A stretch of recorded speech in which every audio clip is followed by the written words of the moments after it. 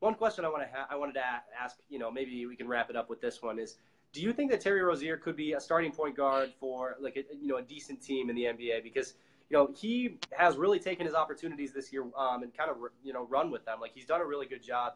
Obviously, he's kind of hit or miss as a shooter. He shows signs of being brilliant, and then every once in a while, he will have like a 1 for 7 or something like that. Like, so he can, and obviously he's got the speed. He's been a pest defensively. He's had a pretty good season that way. Do you kind of see him as a guy who down the road could be starting for like playing a pretty good starter role as a starting point guard? I think he can definitely be a starting point guard in the league. I think the biggest things for him is making consistent reads all the time, whether it's in the pick and roll Okay. or whether it's in transition or whatever the case may be. Sometimes he rushes things. He doesn't always wait for the offense to get set. He doesn't always pick his spots right. The other night he did it, and he found his openings. He took advantage of his openings. He was sure of himself when he got those openings. So I think that's his next step, is being more consistent with that. Obviously, the defense is there. Obviously, one of the best rebounding guards in the NBA.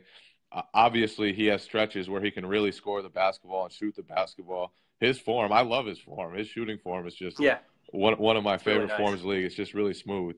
So I don't know if he's there yet as a starting point guard for like a solid starting point guard, but I definitely think he has that type of potential, even though he'll probably never do it in Boston just because they have Kyrie at one and Gordon Hayward and Jaylen Brown and Jason Tatum. I don't think that spot will ever open up for him in Boston, or at least it might not Yeah. ever open up for him in Boston.